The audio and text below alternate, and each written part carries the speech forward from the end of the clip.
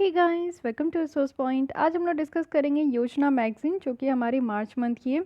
तो चलिए स्टार्ट करते हैं क्योंकि इस मंथ की योजना मैगजीन काफ़ी ज़्यादा इंपॉर्टेंट है। ये यूनियन बजट 2021 और 2022 के लिए जो इस बार प्रस्तुत किया गया है, लॉन्च किया गया है, उसके बारे में हम लोग डिटेल में देखेंगे कि क्या क्या बातें यहाँ पे रखी गई है।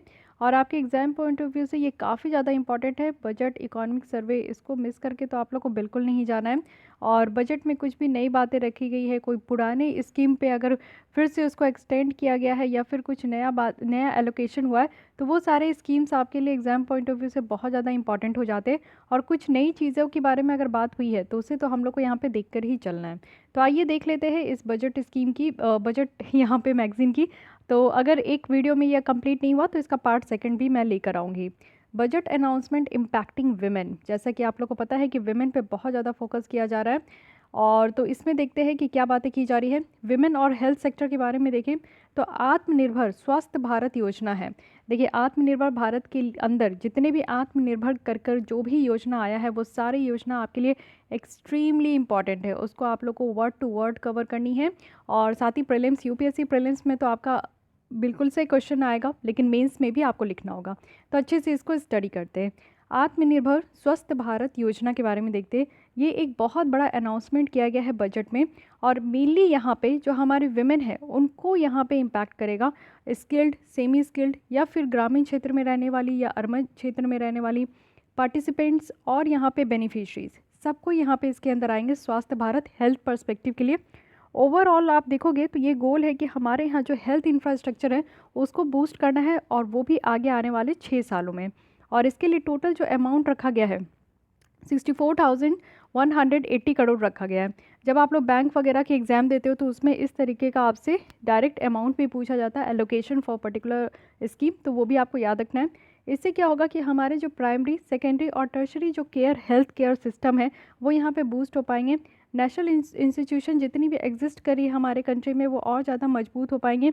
नए इंस्टीट्यूशन को भी क्रिएट करने में काफ़ी हेल्प हो पाएगा। आज के डेट में आप देखते हो कि विमेन, जिसमें कि ऑलमोस्ट आपके हाफ क्वालिफाइड हेल्थ वर्कफोर्स है हमारे कंट्री में, जैसे कि डॉक्टर्स है, नर्स है, आशा वर्कर है, मिडवाइफ्स है, आंगनवाड़ी वर्कर्स है। तो ये सारे जितने भी आपको यहाँ पे वर्कर्स देखने को मिलते हैं सब महिलाएं ही हैं, जो कि हमारे हेल्थ केयर सर्विस में काफ़ी अच्छा खासा और काफ़ी क्रिटिकल रोल प्ले करती है। तो इस स्कीम से आप समझ सकते हो कि ये कितना ज़्यादा इम्पॉर्टेंट हो सकता है।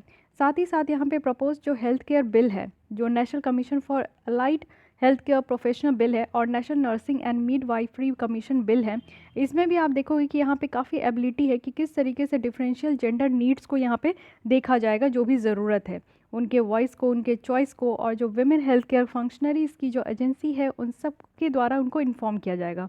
तो बात तो यहाँ पे हो गई हमारे women and the health sector, जो कि आत्मनिर्भर स्वास्थ्य भारत योजना के तहत है। सेकेंड हम लोग आते हैं मिशन पोषण 2.0। अब इस तरीके का जो आपका 2.0, 3.0 है ना, इस पे तो आप लोग को 444 स्टार मार्क लगा के इसको आपको देखनी है, ठीक है। तो इसका पहले भी वर्जन आ चुका है, ये सेकंड वर्जन है, डेट्स वाई यहाँ पे 2.0 आपका रखा है। इसमें क्या है कि हमारा जो न्यूट्रिशनल कंटेंट है उसको यहाँ पे स्ट्रेंथ करना है और मजबूत करना है। डिलीवरी, आउटरीच और आउटकम्स, ये सारी चीज़ें यहाँ पे देखने को मिलेगा। हमारे यहाँ नेशनल प्रोग्राम एंड पोषण अभियान है, साथ ही साथ जो मिशन पोषण 2.0 है इसको भी लॉन्च किया गया है। और इसके साथ साथ आप देखो कि हमारे जो यहाँ जो 112 एस्पिरेशनल डिस्ट्रिक्ट है, कहने का मतलब है कि अति पिछड़ा डिस्ट्रिक्ट, जहाँ पे लोग अपने डे टू डे जो एसेंशियल नीड्स होती है, उनकी जो भी ज़रूरत की चीज़ होती है उसको भी अगर वो नहीं जुटा पाते हैं तो उसको हम लोग कहते हैं कि ऐसा जिला जो कि अति पिछड़ा है, तो उस पर भी ध्यान दिया जाएगा। और अभी आपका 112 है। तो ये दो स्कीम के बारे में अलग से लिखा गया था। अभी हम लोग स्टार्ट करेंगे एक आर्टिकल के साथ जो कि फाइनेंस कमीशन के ऊपर है। फाइनेंस कमीशन किस तरीके से अपनी जो डिस्ट्रीब्यूशन है टैक्सेस का वो लेकर चल रही है, उनकी क्या क्राइटेरिया है, तो डिटेल में हम लोग देखने वाले, काफ़ी चीज़ें आपकी रिवाइज भी होगी। सेकंड हम लोग देखेंगे आत्मनिर्भर भारत की तरफ कि क्या क्या नया यहाँ पे किया जा रहा है। नेक्स्ट हम लोग देखेंगे कि एक बूस्टर शॉट है हमारे इकोनॉमिक ग्रोथ, जो आज की डेट में नेगेटिव चल रही है, अब तो पॉजिटिव हो गई है 0.4% से। तो देखते हैं कि कैसे यहाँ पे बूस्टर शॉट्स क्या क्या है। एंड देन हमारी जो एग्रीकल्चर सेक्टर है उसको हम लोग यहाँ पे देखने वाले कि कैसे स्ट्रेंथन कर सकते हैं। बजट में इंफ्रास्ट्रक्चर के लिए क्या रखा गया है, एजुकेशन सेक्टर के लिए क्या रखा गया है, और हमारा जो क्लाइमेट कर्व है उसके लिए क्या बातें की जा रही है। तो ये सारी चीज़ें हम लोग देखेंगे। थोड़ी थोड़ी सी आप लोग को स्पेशल आर्टिकल्स देखने को मिलेंगे कंडीशनल बोरोविंग में। इट मीन्स कि जो हमारी सरकार बोरो करती है लेकिन किस किस कंडीशन में करती है इसके बारे में देखेंगे। अनेबलिंग द सोशल सेक्टर, इनके बारे में भी देखेंगे। और फिर फॉरेन डायरेक्ट इन्वेस्टमेंट जो FDI है, डिप्लोमेसी हुआ है कोविड टाइम्स में, तो ये सारी चीज़ें छोटी छोटी 1-2 पेज के आर्टिकल है, उसे हम लोग डिटेल में यहाँ पे देख लेंगे। चलिए स्टार्ट करते हैं हम लोग फर्स्ट आर्टिकल के साथ, जो कि हमारा फाइनेंस कमीशन है। यहाँ पे यूनियन बजट के बारे में ओवरऑल कहा गया है, तो ओवरऑल की तो हम लोग अभी देखेंगे, ऐसा कुछ खास बात है नहीं वहाँ पे। तो फाइनेंस कमीशन की बात करते हैं। तो जो फाइनेंस कमीशन का कॉन्सेप्ट है ये हमारे कॉन्स्टिट्यूशनल हिस्ट्री से देखने को मिल रहा है। इट मीन्स कि जब हमारा संविधान आया था तो ऑलरेडी उसमें एक अलग से आर्टिकल था 280 जिसमें फाइनेंस कमीशन की बात की गई थी। और फाइनेंस कमीशन का सबसे मेन जो काम होता है वो टैक्सेस को वो डिस्ट्रीब्यूट करते हैं सेंट्रल गवर्नमेंट और स्टेट गवर्नमेंट के बीच में। साथ ही साथ आप देखो कि इन द कॉन्टेक्स्ट 1949 में एक इंटरिम फाइनेंस कमीशन को अपॉइंट किया गया था, जो कि उस समय चेयरमैनशिप कौन थे, तो CD देशमुख के तहत था, जिसमें कि जो रिसोर्सेज है उसको किस तरीके से डिस्ट्रीब्यूट करना है यूनियन और स्टेट के बीच में, ये बातें इनके द्वारा बताई गई थी। उसके बाद आप देखो कि जो इंटरिंग गवर्नमेंट है, इंटरिंग जो यहाँ पे आपका कमीशन है, जो फर्स्ट फाइनेंस कमीशन को जो बनाया गया था वो हमारे यहाँ 22 नवंबर 1951 को बनाया गया था। और उस समय जो इसके चेयरपर्सन थे वो थे KC नियोगी, तो KC नियोगी थे। ठीक है, आज के डेट में आप 15 फाइनेंस कमीशन देखते हो। और साथ ही साथ ये जो फाइनेंस कमीशन है, 15 फाइनेंस कमीशन है, इसको प्रेसिडेंट के द्वारा कॉन्स्टिट्यूट किया जाता है। और हर 5 साल में जो है फाइनेंस कमीशन कॉन्स्टिट्यूट किया जाता है प्रेसिडेंट के द्वारा। ठीक है, और इनको इस बार का टाइटल भी दिया गया है फाइनेंस कमीशन इन कोविड टाइम्स। साथ ही साथ इन्होंने अपना जो रिपोर्ट सबमिट किया है वो हमेशा प्रेसिडेंट को करते हैं। साथ ही साथ आप देखो कि जो फाइनेंस कमीशन है उनको ट्रांसफ़र भी यहाँ पे होता है। और ट्रांसफ़र जो होता है वो आपका आर्टिकल 270, 275, 280 के तहत यहाँ पे इनके बारे में बातें रखी गई है, जिसमें कि मैकेनिज्म में देखा जाता है कि कैसे वो टैक्सेस रेवेन्यू जो है उसको शेयर करते हैं सेंटर और स्टेट के बीच में, और साथ ही साथ सारे स्टेट में भी देखा जाता है। ठीक है, तो ये तो बेसिक फैक्ट्स हो गई फाइनेंस कमीशन के बारे में। अब आगे बढ़ते हैं और देखते हैं कि फाइनेंस कमीशन के पास इस बार आप देखोगे कि बहुत सारे चैलेंजेस हैं, जिसमें कि आपका जो डिफरेंस देखने को मिलता है ओपिनियन, किस तरीके से पॉपुलेशन सेंसस को इस्तेमाल करना है, क्योंकि पॉपुलेशन सेंसस 2021 की अब आने वाली है। हर एक 10 साल में आपका जनगणना होता है, तो लास्ट हम लोग 2011 का इस्तेमाल करते हैं। तो 2011 और 2021 का आप समझ सकते हो कि पॉपुलेशन को लेकर बहुत ज़्यादा अंतर आया होगा हर एक राज्य में, हर एक ज़िले में। तो इसको कैसे इस्तेमाल किया जाएगा और इस बार की जो फाइनेंस कमीशन है वो इसको कैसे लेकर चलेंगे, इसके बारे में बात किया जा रहा है। साथ ही आप देखो कि जो फाइनेंस कमीशन है इनको कहा जाता है कि ये एक बैलेंसिंग व्हील है हमारे संविधान में, क्योंकि इनको ये डिज़ाइन उनको जो इस तरीके से डिज़ाइन किया गया है ना कि जो स्ट्रक्चर और जो इनहेरेंट इम्बैलेंस है हमारे रिसोर्स और एक्सपेंडिचर का, जो यानी कि हमारे यहाँ कितने रिसोर्स अवेलेबल है और खर्च कितना होता है यूनियन और स्टेट के बीच में, इसको ये बैलेंस करके चलते हैं। फाइन, अब आगे देखते हैं थोड़ी और बातें। वर्टिकल ट्रांसफ़र क्या अप्रोच है और क्या लॉजिक है। तो कॉन्स्टिट्यूशन के द्वारा आप देखो कि सेंटर और यूनियन को यहाँ पे एम्पावर किया गया है कि वो अपने रेवेन्यू जो है डिफरेंट सोर्सेज से, यानी कि डिफरेंट तरीके के टैक्स लगा के वो अपनी रेवेन्यू को रेज कर सकते हैं। जैसे आप देखते हो कि कई बार कई तरीके की टैक्स लगाई जाती है। आज की डेट में तो इनडायरेक्ट टैक्स को एक बार में सबस्यूम कर दिया गया है और जिसको हम लोग GST कहते हैं, लेकिन उससे पहले बहुत तरीके के टैक्स थे। लेकिन अगर आप लोग पेट्रोल और डीजल का भी दाम देखोगे तो वो आज की डेट में इतना ज़्यादा महंगे हैं, 100 रुपीज़ तक पहुँच चुका है कुछ स्टेट में। तो वो इसलिए है क्योंकि राज्य सरकार अपनी तरफ से बहुत ज़्यादा टैक्स लगाते हैं और सेंट्रल गवर्नमेंट के द्वारा भी टैक्स लगता है। तो वो अपने रेवेन्यू को बढ़ाने के लिए, क्योंकि कोविड-19 में बहुत ज़्यादा तंगी आ चुका था, सरकार की भी रेवेन्यू नहीं बढ़ पा रही थी, GST से भी उस तरीके का कलेक्शन नहीं हो पा रहा है, इसलिए सेंट्रल गवर्नमेंट और जो स्टेट गवर्नमेंट है वो अपनी तरफ से अपनी रेवेन्यू को इंक्रीज़ करने के लिए वो इतना ज़्यादा टैक्स लगाते हैं। तो ये चीज़ें हैं और ये बाकायदा हमारे कॉन्स्टिट्यूशन में भी कहा गया है। और आप लोग देख लो कि कुछ यहाँ पे लिस्ट भी बनाए गए हैं। हमारे 7th शेड्यूल में आपको 3 लिस्ट देखने को मिलेंगे। First one is union list, second one is state list and third one is concurrent list. तो कॉन्स्टिट्यूशनल डिज़ाइन के साथ साथ आप देखो कि ये डिस्ट्रीब्यूशन जो है वो हायर है, ज़्यादा से ज़्यादा बायोन टैक्सेशंस भी है और रिसोर्स भी है, जिससे कि यहाँ पे यूनियन गवर्नमेंट इसको रेज करते हैं। और साथ ही साथ आप देखो कि यहाँ पे हायर रिस्पॉन्सिबिलिटी भी है कि वो इस तरीके के रिसोर्सेज में कितना खर्च करेंगे। फॉर एग्जांपल आप देखो 2018-19 में जो यूनियन गवर्नमेंट थे उनके द्वारा यहाँ पे पूरे एग्रीगेट रिसोर्सेज में 62.7% जो है वो रेज़ किए थे, अपनी मतलब कि रेवेन्यू को रेज़ किए थे। ठीक है, वहीं अगर हम लोग स्टेट में देखें तो वो खर्चे कितने करते तो 62.4% वो पूरी खर्चे किए थे यूनियन और स्टेट का। तो ये भी आप लोग देख सकते हो। तो यहाँ पे ये आपका जो है ना वर्टिकल जो इनबैलेंस है वो यहाँ पे बताया जा रहा है। जैसे यूनियन गवर्नमेंट के द्वारा 62.7% जो एग्रीगेट यानी कि इकट्ठे जो रिसोर्स है वो दोनों की तरफ से यानी कि यूनियन और जो स्टेट गवर्नमेंट यहाँ पे रेज़ किए हैं वो आप देख सकते हैं कि 62.7% वो यहाँ पे रेज़ किए हैं। लेकिन स्टेट का अकेला आप देखोगे कि खर्चा कितना है, तो 62.4% है, जो कि अगर आप यूनियन और स्टेट को मिला दो तो दोनों का जितना खर्चा है उस हिसाब से आप देखो कि यहाँ पे स्टेट का भी खर्चा है। तो यहाँ पे आप देख सकते हो कि खर्च बहुत ज़्यादा होते हैं, लेकिन उस तरीके का रेवेन्यू हमारे राज्य सरकार और सेंट्रल गवर्नमेंट का जो है वो रेज़ नहीं हो पाता है। तो ये एक तरीके का स्ट्रक्चर वर्टिकल इम्बैलेंस कहा जाता है, जो आज के डेट में बहुत ज़्यादा ज़रूरी है कि इसको एड्रेस करें। 15 फाइनेंस कमीशन अगर आप देखोगे कि ये अपने फाइनल रिपोर्ट में रिकमेंड किए हैं कि जो डिवोल्यूशन है वो यहाँ पे 41% का होगा। ये आपका मेंटेन किया जाएगा, जिसमें कि जो रिसोर्सेज है उसकी स्टेबिलिटी और प्रिडिक्टिबिलिटी भी होगी जब हमारे पेंडेमिक के टाइम में।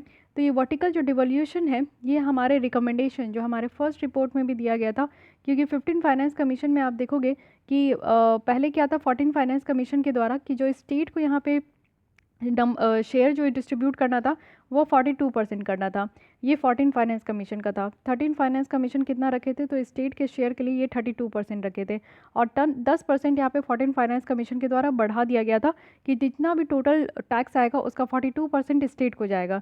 लेकिन 15 फाइनेंस कमीशन के द्वारा चेंज किया गया कि यहाँ पे 42 को घटा के 41% कर दिया गया, और यहाँ से जो 1% बचा है वो 1% specially development for Jammu and Kashmir Ladakh वाले रीजन के लिए रखा गया है। तो ये 1% आप लोग को याद रखना है कि जो स्टेट यहाँ पे यूनियन टेरिटरी में कन्वर्ट हुआ है उसके लिए यहाँ पे आपका जो है ना इस तरीके के चेंजेस रखी गई, और 1% एग्जैक्टली इसी को दिया जा रहा है। हॉरिजेंटल डिस्ट्रीब्यूशन क्या है, वर्टिकल डिस्ट्रीब्यूशन तो हम लोग देख लिए, जो कि आप देख रहे हो कितना इम्बैलेंस है। हॉरिजेंटल डिवोल्यूशन अगर आप देखोगे टैक्स का, तो मेनली यहाँ पे कंसिडर किया जाता है कि क्या नीड है, क्या इक्विटी है, कैसा परफॉर्मेंस है स्टेट का। तो बैलेंसिंग इक्विटी और जो बैलेंसिंग एफिशिएंसी है ये कभी भी इजी एक्सरसाइज तो होता नहीं है।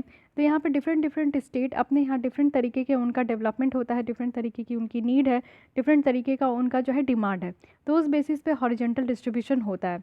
अब आप देखो कि क्राइटेरिया क्या क्या सेट किया गया है 15 फाइनेंस कमीशन के द्वारा, वो भी हॉरिजॉन्टल डिस्ट्रीब्यूशन ऑफ टैक्स के लिए।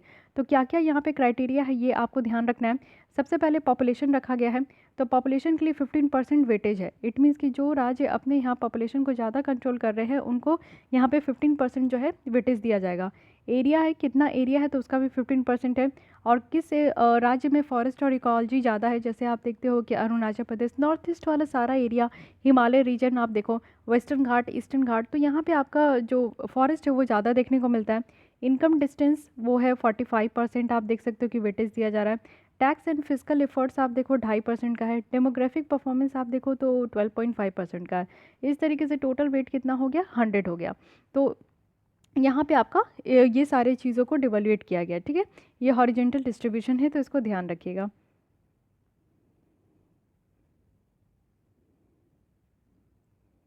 इसके बाद यहाँ पे बताया जा रहा है ग्रांट इन एड्स। ये क्या होता है ग्रांट्स इन एड? जैसे राज्यों को कभी कभी कुछ प्रोजेक्ट वो ऐसा लेकर आते हैं जिससे कि उनको ज़्यादा पैसे की ज़रूरत होती है। तो जब राज्य सरकार के पास उस तरीके के प्रोजेक्ट के लिए पैसे नहीं होते तो वो सरकार से यानी कि सेंट्रल गवर्नमेंट से ग्रांट्स इन एड के तौर पे वो उनसे पैसे मांगते हैं। तो अगर ये डिस्ट्रीब्यूशन हो जाता है जितना भी नेट प्रोसीड ऑफ टैक्सेस है, तो सेकंड कोर फंक्शन यहाँ पे फाइनेंस कमीशन के पास ये है कि वो यहाँ पे ये भी डिटरमाइन करें कि कितना ग्रांट्स इन एड्स जो है वो देना होता है, और यहाँ पे क्या ज़रूरत है हर एक स्टेट को वो भी यहाँ पे समझे। इट मीन्स कि एवरी कोई भी स्टेट जो है ना वो ग्रांट इन एड के तौर पर वो पैसे नहीं डिमांड कर सकते। अगर उनको फिनेंशियल मदद चाहिए भी सेंट्रल गवर्नमेंट से तो उनको प्रॉपर यहाँ पे बताना होगा क्यों, किस लिए और कब तक यहाँ पे इस तरीके का ग्रांट्स इन एड की ज़रूरत है। जो कमीशन है उनके द्वारा 5 डिफरेंट कैटेगरी भी रखा गया है ग्रांट के लिए। पहला है कि रेवेन्यू डेफिसिएंट ग्रांट, यानी कि मान लीजिए कि कोई भी राज्य है जैसे कि उत्तराखंड है, तो उत्तराखंड की एक फिनेंशियल ईयर में, फिनेंशियल ईयर जो कि अप्रैल से स्टार्ट होकर आपका मार्च तक चलता है, तो एक फिनेंशियल ईयर में उनका कितना रेवेन्यू जनरेट हुआ, क्या एस्टिमेट लगाया गया था। मान लीजिए कि 100 करोड़ एस्टिमेट लगाया गया था कि रेवेन्यू जनरेट होगा, लेकिन उत्तराखंड की राज्य सरकार के पास सिर्फ 50 करोड़ ही रेवेन्यू जनरेट हो पाया। इट मीन्स कि लॉस भी कितना हुआ, 50 करोड़ का हुआ। तो अगर उनको अपने यहाँ प्रोजेक्ट को सही तरीके से चलाने के लिए, एडमिनिस्ट्रेशन करने के लिए अगर उनके पास पैसे की कमी हो रही है, तो यानी कि रेवेन्यू से जो कमी हुआ है उसको हम लोग कहते हैं रेवेन्यू डेफिसिट ग्रांट, ठीक है। सेकेंड है कि ग्रांट फॉर लोकल गवर्नमेंट, जैसे आप देखो कि पंचायत है, म्यूनिसिपल है, तो उनको भी अपना एक डेवलपमेंट प्लान बनाना होता है और उस डेवलपमेंट प्लान के तर्ज पे वो सारा काम करते हैं। तो उनके पास भी अगर पैसे की कमी है और फाइनेंशियल असिस्टेंस उनको चाहिए, तो वो भी यहाँ पे सेंट्रल गवर्नमेंट से ग्रांट ले सकते हैं। तो यहाँ पे लोकल गवर्नमेंट के लिए ग्रांट कहते हैं। थर्ड है कि डिजास्टर मैनेजमेंट ग्रांट। जैसे आप देखते हो कि बिहार हो गया, आसाम हो गया, जिसमें कि फ्लड की जो प्रॉब्लम है वो हर साल आपको देखने को मिलता है। फ्लड के कारण काफ़ी ज़्यादा जो है प्रॉब्लम हो जाती है और एक्स्ट्रा मनी की ज़रूरत होती है। तो स्टेट गवर्नमेंट अगर उसको संभाल नहीं पाते तो कई बार आप देखते हो कि सेंट्रल गवर्नमेंट के द्वारा भी मुआवजा दिया जाता है। 500 रुपये, 1000 रुपये, इस तरीके का दिया गया था। बिहार को 1000 कुछ दिया गया था हर एक लोगों को, 500 रुपये जो है वो आपका आसाम के लोगों को दिया गया था। तो इस तरीके का भी सेंट्रल गवर्नमेंट देती है। लेकिन राज्य सरकार अगर मान ले कि डिजास्टर को मैनेज करने के लिए यहाँ पे ग्रांट की ज़रूरत है, तो यहाँ पे सेंट्रल गवर्नमेंट के द्वारा ग्रांट दिया जाता है। फोर्थ टॉपिक है यहाँ पे स्पेसिफिक सेक्टर ग्रांट, यानी कि कुछ सेक्टर के लिए मान लीजिए कि एजुकेशन सेक्टर में कुछ रिफॉर्म लाना है, इसको डिजिटल करना है। हर एक स्कूल में जो है आपका डिजिटल बोर्ड लगाना है। पहले क्या था कि आपका ब्लैक बोर्ड था या ग्रीन बोर्ड था, अब यहाँ पे डिजिटल बोर्ड लगाना है। इसके लिए सरकार के पास, राज्य सरकार के पास अगर पर्याप्त मात्रा में पैसे नहीं है, तो वो सेंटर स्पेसिफिक यानी कि एजुकेशन फील्ड में ये काम करने के लिए वो केंद्र सरकार से वो पैसे मांग सकते हैं। लास्ट यहाँ पे स्टेट स्पेसिफिक ग्रांट, यानी कि कुछ स्टेट का आप देखो एक अपना ही प्रॉब्लम होता है। नॉर्थ ईस्ट की स्टेट में आप देख सकते हो कि डेवलपमेंट बहुत कम है, वहाँ पे सुविधाएं की कमी देखने को मिलती है, कनेक्टिविटी कम है, इंटरनेट की फैसिलिटी कम है, लोगों में एजुकेशन और हेल्थ फैसिलिटी कम है। तो यहाँ पे कुछ डेवलपमेंट उस हिसाब से नहीं है। तो यहाँ पे क्या होगा कि स्टेट स्पेसिफिक ग्रांट भी देंगे। सेंट्रल गवर्नमेंट को लगेगा कि नहीं, नागालैंड में अभी बेटर तरीके से वहाँ पे हेल्थ की प्रोविज़न प्रोवाइड करने के लिए वहाँ पे ग्रांट देने की ज़रूरत है। अरुणाचल प्रदेश में अलग एक समस्या है, मिज़ोरम में अलग समस्या है। तो इस तरीके का क्या है ना कि स्टेट स्पेसिफिक ग्रांट भी दिया जाता है। तो ये 5 तरीके का ग्रांट है जो कि आपका कमीशन के द्वारा रिकमेंड किया गया है, ध्यान रखिएगा। Revenue deficit grant, grant for local government, grants for disaster management, sector specific grant and state specific grant. ठीक है, इसी तरीके का ग्रांट भी आप देखोगे कि कमीशन के द्वारा पास्ट में भी रिकमेंड किया गया है। और ओवरऑल जो साइज़ ऑफ ग्रांट है ये आपका टोटल ट्रांसफ़र का ही कुछ प्रोपोर्शन होता है। सिक्स जो फाइनेंस कमीशन थे ना, उनके द्वारा आप देखोगे कि यहाँ पे 26% था, लेकिन वही अगर आप सेवन्थ फाइनेंस कमीशन में देखोगे तो ये चीज़ घट के 7.7% ही ग्रांट दिया गया था। तो ये वैरी करता है कि हर फाइनेंस कमीशन इसको कितना ज़्यादा इंपॉर्टेंस देते हैं और कितना ज़्यादा वो यहाँ पे डिस्ट्रीब्यूट करते हैं। ठीक है, अब यहाँ पे एक एक करके बताया गया है। जो चीज़ मैं आपको बता दी हूँ कि हर पाँचों में क्या क्या चीज़ों की ज़रूरत होती है, तो ये चीज़ें आप लोग ध्यान रखिएगा। साथ ही साथ आप लोग देख सकते हो कि सारे ग्रांट का जो कि कमीशन के द्वारा रिकमेंड किया गया है, तो वो यहाँ पे बताया गया है कि कितना यहाँ पे आपका देने की बात की जा रही है। तो ये चीज़ आप देख सकते हो। ठीक है, फोर्थ में जो सेक्टर स्पेसिफिक है ये आप देख सकते हो कि हेल्थ के लिए, एजुकेशन के लिए, हायर एजुकेशन के लिए, एग्रीकल्चर के लिए और रोड कंस्ट्रक्शन के लिए, जुडिशरी के लिए, स्टैटिस्टिक्स के लिए, एडमिनिस्ट्रेशन एस्पिरेशनल डिस्ट्रिक्ट के लिए।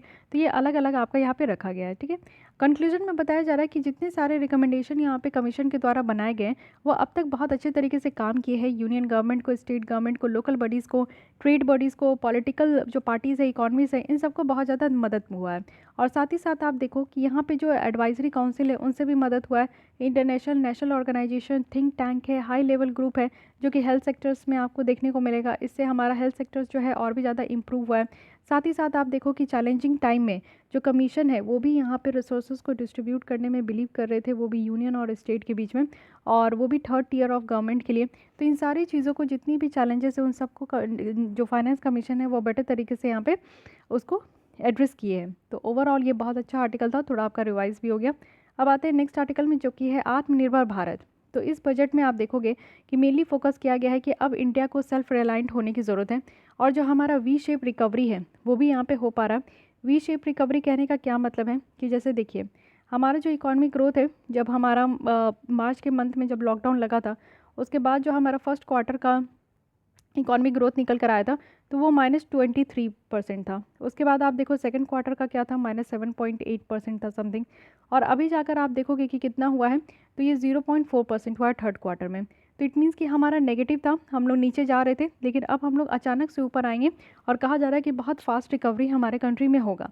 तो इसको एक वी शेप रिकवरी कहा जा रहा है। ठीक है, तो ये कैसे, एसेट मोनेटाइजेशन करके, डिसइन्वेस्टमेंट करके, हम लोग पब्लिक हेल्थ में खर्च करके, पब्लिक इंफ्रास्ट्रक्चर में खर्च करके, काफ़ी जॉब्स को क्रिएट करके और नेसेसरी डिमांड को यहाँ पे बढ़ाकर जो है बनाकर, जो भी डिमांड है लोगों की वो सब फुलफ़िल करके यहाँ पे वी शेप रिकवरी को हम लोग अचीव कर पाएंगे। तो बजट में मेनली जो प्रपोज़ किया गया है वो यहाँ पे प्रॉमिस किया गया है आत्मनिर्भर भारत बनने का, सेल्फ रिलायंट भारत बनने का। तो यहाँ पे देखते हैं कि क्या क्या बातें रखी गई हैं। कोविड-19 पैंडेमिक एक ऐसा सिचुएशन था जिसमें कि आप देखो कि हमारे इंडिया की ही नहीं, पूरे ऑल ओवर द वर्ल्ड में हर एक एक कंट्री की हालत ख़राब है। बल्कि आप लोग चाइना को छोड़ सकते हो जिसके द्वारा ये वायरस फैलाया गया, वो आज के डेट में मज़े में है। बाकी सबकी हालत यहाँ पे ख़राब है। और लॉकडाउन की वजह से आप देख रहे थे कि ट्रांसपोर्टेशन वगैरह सब कुछ बंद हो गया था। तब जाकर ये आइडिया आया कि क्यों ना हम लोग आत्मनिर्भर भारत बने। और हमें हमारा सपना भी है कि 2024 तक 5 ट्रिलियन इकॉनमी बनाने का। तो ये ऑब्जेक्टिव हम लोग पूरा करेंगे और साथ ही साथ आत्मनिर्भर बनने का भी ऑब्जेक्टिव हम लोग पूरा करेंगे। कुछ सीरियस चैलेंजेस है उसको भी हम लोग टैकल करते जाएंगे। लास्ट ईयर मार्च में जब कोविड-19 पैंडेमिक स्टार्ट हुआ था इंडिया में, तो नेशन वाइड जो लॉकडाउन था वो मोर देन 100 डेज़ रहा था। ह्यूमन कैपिटल और इकॉनमी वो बहुत बुरी तरीके से हिट हुई थी। इवन इंडिया के जो लोग थे वो भी बहुत तरीके का कैलेमिटीज़ भी झेले। इट मीन्स कि जो डिजास्टर टाइप सिचुएशन था उसको भी झेले। तो गवर्नमेंट के द्वारा इस सिचुएशन को बहुत क्लोज तरीके से देखा गया और पेंडेमिक को भी देखा गया और फिर रिस्पॉन्ड किया गया कि हर एक सेक्टर टू सेक्टर यहाँ पे कैसे फेज़ मैनर में इसको सही करना है, सेक्शन टू सेक्शन यहाँ पे फेज़ मैनर में सही करना है। और इसी के तहत सबसे पहला स्कीम जो लाया गया वो प्रधानमंत्री गरीब कल्याण पैकेज लाया गया, जिसमें कि कुछ रिलीफ मेजर्स थे कि हाउस होल्ड को, जैसे कि कुकिंग और यहाँ पे फूड वगैरह है, कुकिंग गैसेस है, कैश ट्रांसफ़र भी किया गया सीनियर सिटीजन्स, विडो को, डिसेबल्ड को, जो भी विमेन को जिनका यहाँ पे जन धन अकाउंट होल्डर थे उनको भी, किसानों को इंश्योरेंस कवरेज भी दिया गया, वर्कर्स को जो कि हेल्थ केयर सेक्टर्स में थे। वेज भी इंक्रीज़ किया गया। इट मीन्स कि जो मनरेगा के तहत जो 100 डेज़ की गारंटीड जॉब करते, पहले उनकी वेजेस 180 रुपीज़ थी, लेकिन 20 रुपीज़ यहाँ पे 22 रुपीज़ बढ़ाई गई है सरकार के द्वारा, जो कि कहा गया है कि 202 रुपया अब यहाँ पे पर डे दिया जाता है मनरेगा के वर्कर्स को। साथ ही कोलैटरल फ्री लोन भी देने की बात की गई सेल्फ हेल्प ग्रुप को। रिडक्शन किया गया जो ईपीएफ कॉन्ट्रीब्यूशंस है, वो पहले 12% किया जाता था ईपीएफ में, लेकिन उसको घटा के 10% किया गया, जिससे कि 2% का जो मनी है वो इंसान के हाथ में आ सके, क्योंकि जब पैसे हाथ में रहेंगे तभी तो इंसान की जो डिमांड है वो फुलफ़िल हो पाएगी, वो खरीद सकेंगे। एम्प्लॉयमेंट प्रोविज़न लाया गया, जितने भी माइग्रेंट वर्कर्स थे वो आप लोग देख रहे थे कि पैदल चलकर वो जहाँ पे भी काम करते थे वो वहाँ से चल पड़े थे। तो वो जहाँ पे भी आए अपने जो होम टाउन में वो वापस रिटर्न हुए, तो उनके लिए माइग्रेंट वर्कर्स के लिए भी एम्प्लॉयमेंट की जो है वो अच्छा खासा प्रोविज़न रखा गया था। साथ ही साथ आप देखो कि इस बजट में ये भी कंसीडर किया गया है कि बजट इन कंटिन्यूएशन, यानी कि ये मिनी बजट रहेगा और ये कंटिन्यू रहेगा। और इसमें हम लोग देखेंगे कि कोविड-19 के जो इम्पैक्ट है वो कैसे सही तरीके से पॉजिटिवली सही से हो रहा है कि नहीं। साथ ही यहाँ पे मेनली आप देखोगे कि फोकस किया जाएगा फिजिकल ट्रांसपेरेंसी का और डायरेक्शनल चेंजेस का, जिससे कि हमारी जो इकोनॉमिक ग्रोथ है वो बेटर तरीके से बढ़ सके। वहीं आप देखो कि कुछ वेलफेयर इश्यूज़ हैं, कोर वेलफेयर इश्यूज़ है जिसको एड्रेस किया जाएगा, जैसे कि हमारा स्वास्थ्य है, वेलबिंग है, जो कि क्रिटिकल चीज़ें हैं इस डायनेमिक में, यानी कि इस पेंडेमिक में हमें देखने को मिला कि काफ़ी क्रिटिकल है। साथ ही साथ आपका बात भी ये किया जा रहा है कि काफ़ी जो है हमारी जो इकोनॉमी को रिवैम्प किया जाएगा, डिसइन्वेस्टमेंट करके प्राइवेटाइज़ की जाएगी 2 हमारे पीएसयू बैंक को और एक जनरल इंश्योरेंस कंपनी को प्राइवेटाइज़ भी किया जाएगा। एसेट को मोनेटाइज किया जाएगा, ह्यूज स्पेंड किया जाएगा इंफ्रास्ट्रक्चर में, जिससे कि हम लोग कैपिटल एसेट बना सकें, जॉब क्रिएट किया जाएगा, डिमांड क्रिएट किया जाएगा। तो ये सारा काम हमारे जो है इकॉनमी में अभी की जाएगी, ठीक है। साथ ही साथ आप देखो कि डिसइन्वेस्टमेंट कहने का क्या मतलब होता है। जब सरकार किसी भी कंपनी में अपनी 50% ऑफ स्टेक खरीदती है तो उसको कहते हैं कि उन्होंने इस इन्वेस्टमेंट कर दी। लेकिन जब ये 50% स्टेक को वापस से उस कंपनी को बेच देती है तो उसे हम लोग कहते हैं डिसइन्वेस्टमेंट। डिसइन्वेस्टमेंट सरकार तभी करती है जब सरकार के हाथ में पैसे की कमी हो, सरकार को पैसे चाहिए, तभी सरकार डिसइन्वेस्टमेंट करते हैं। लेकिन सरकार के पास जब पैसे बहुत ज़्यादा होता है तब पैसे सरकार जो है कहीं ना कहीं इन्वेस्ट कर देते हैं, ठीक है। ट्रेंड आप देखो टैक्स रेसिपिएंट का, तो ये भी समझ में आएगा आपको। ग्रॉस टैक्स रेसिपिएंट यानी कि टोटल आपका कितना टैक्स रेसिपिएंट हुआ है। डायरेक्ट टैक्स आप देख सकते हो, इनडायरेक्ट टैक्स देख सकते हो, तो तीनों में बताया जा रहा है। तो अभी आप लोग देखो 2021 और 22 का यहाँ पे दोनों लगभग सेम हो चुका है। और ग्रॉस टैक्स रेवेन्यू जो है थोड़ा आपका बढ़ा है, ये परसेंटेज ऑफ जीडीपी के हिसाब से बताया जा रहा है।